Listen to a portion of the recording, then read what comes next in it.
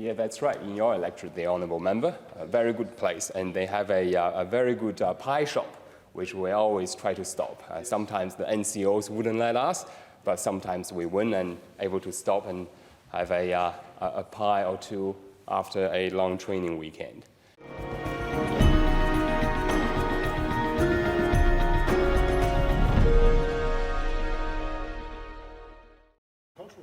Yeah, that's right. In your electorate, the honourable member, a very good place, and they have a very good pie shop, which we always try to stop. Sometimes the NCOs wouldn't let us, but sometimes we win and able to stop and have a pie or two after a long training weekend. Now, we would carry ammunitions, blank ammunitions, obviously. Point of order, Madam President. Mazza. Madam President, I've been listening very closely to the Honourable Pierre Yang in relation to this bill. Now, what the US Army does in carrying cartridges, I don't think has any relevance whatsoever understanding Order 47 when it comes to airsoft. We're talking about basically a game using a soft pellet, and here we are talking about military procedures, etc. I think the honourable member has drifted way off relevance. Members, the question is the bill be read a second time. The Honourable Rick Mazza.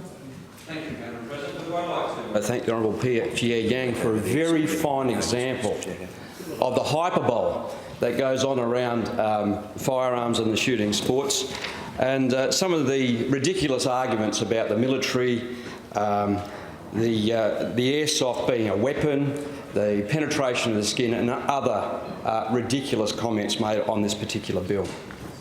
Members, what we're talking about here is a game, a skirmish game, no different than paintball. In fact, probably a lower impact sport than what paintball is.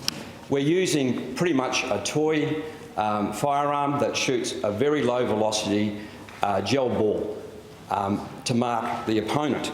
So the Honourable Aaron Stonehouse has gone to enormous trouble to research this particular bill. It is interesting that we're looking at putting airsoft firearms under the Firearms Act. Some of the discussions I've had, casual discussions with members of the legal profession that are expert in this field, suggest to me that in fact these don't come under the Firearms Act, as they're not actually a firearm. But in any case, the Honourable Aaron Stonehouse has been responsible that to get this sport up and running, and I've had a lot of contact, as others have, that there is an appetite for this sport within the state. Now, in the second reading speech, the Honourable Aaron Stonehouse did point out the fact that this is a physical activity where people will get off the couch, go out and enjoy a game of airsoft.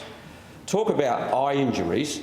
It has been covered that there are eye protection wear and other requirements when using an airsoft gun. There's probably more chance of receiving a serious eye injury from playing cricket than playing airsoft. So some of the arguments that have been put forward this morning, I think, are hyperbole without a doubt.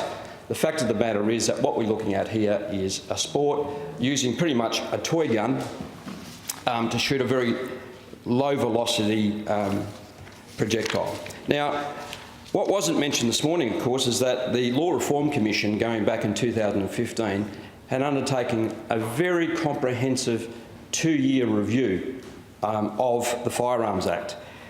At recommendation 73, the Law Reform Commission did recommend that airsoft should be permitted under the firearms legislation, subject to appropriate regulation to ensure public safety, including the management of the venues, limitations on the performance of the firearms, and conditions on the types of projectiles used. So, and then there's a list of other things that should occur. But the Law Reform Commission found that airsoft should be legalised and permitted in Western Australia as another sport that can be undertaken in this state. Now, I don't intend to speak at length this morning, because what I would really like to see is this bill in committee so that we can get on with it and hopefully get this passed through this place to be forwarded down to the other place. As I say, there is an appetite. People really do want to undertake this sport. I think some of the comments made this morning about the dangers of firearms and weapons are way outside of what airsoft actually is. So with that, Madam President, I support this bill wholeheartedly, and I hope that we have some time to get it into committee this morning.